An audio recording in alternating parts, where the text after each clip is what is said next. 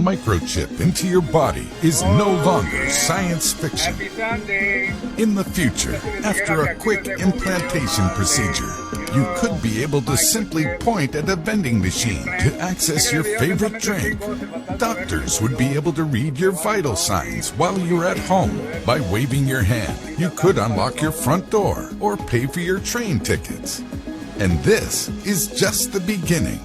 People around the world are already installing RFID chips into their bodies. Why? Microchip implants have evolved from something reserved for the most dedicated biohackers on Reddit to a useful daily tool. Like Elon Musk's Neuralink, microchipping has its roots in the philosophic idea of transhumanism. This theory states that humans will eventually evolve beyond their physical and mental limitations using science and technology. Microchipping could be a stepping stone for this cyborg evolution. Currently, RFID chips can only perform basic functions, so we still have a ways to go. Likewise, there are serious questions about the implants, ranging from long-term toxicity to hacking and privacy. For some, microchipping feels too close to an episode of Black Mirror. But this has not stopped companies from developing commercial microchips, or a growing number of people from implanting them. However, RFID technology is not as new as you might think. But what is an RFID chip? Radio Frequency Identification Technology, or RFID, has been around for decades. RFID luggage tags are used to make sure your bag gets to the right place. RFID ear tags are used to register and track livestock throughout the United States. Every day, pets safely receive RFID implants, just in case they ever get lost. You probably already have an RFID chip on your contactless credit card. RFID implants used for humans are microchips about the size of a grain of rice, encased in a biosafe glass tube. The implant is inserted into the top of your hand, right under the skin. It comfortably sits between your thumb and index finger.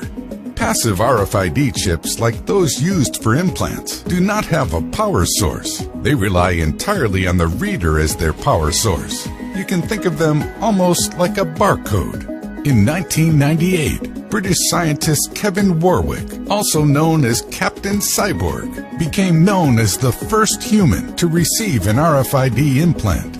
University of Reading researchers monitored Warwick as he walked through the halls while operating tagged doors, heaters, and lights around the building without ever needing to touch them. Nonetheless, the development and adoption of RFID implants have been slow. In the early 2000s, American companies like Microchips tried to create their own healthcare-oriented microchip implants, only to later realize that 90% of Americans were not comfortable with the technology. The broader concern is that chip technology could be used to track people's movements. Before the company's growth was halted, Microchips proposed using the implants to track and monitor migrant workers. It is not hard to imagine that the chips could be abused. RFID chips present a potential security risk too, as it is possible to hack them. And in the long term, there are a lot of questions about toxicity. But there is some good news. A new wave of tech startups is working on safer RFID chips. The tech startup 3 Square Market is developing the next generation of commercial microchip implants. They believe that the benefits of implanting RFID technology into the body far outweigh any potential anxieties about them.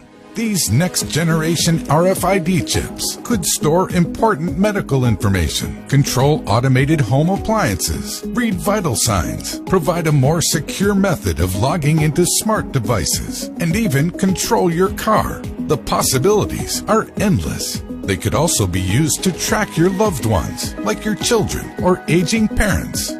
The RFID chips offered by companies like Dangerous Things are programmable, giving users control over the code in the implant. And if this sounds like something you would like to try now, you can buy a chip implant kit directly off their website.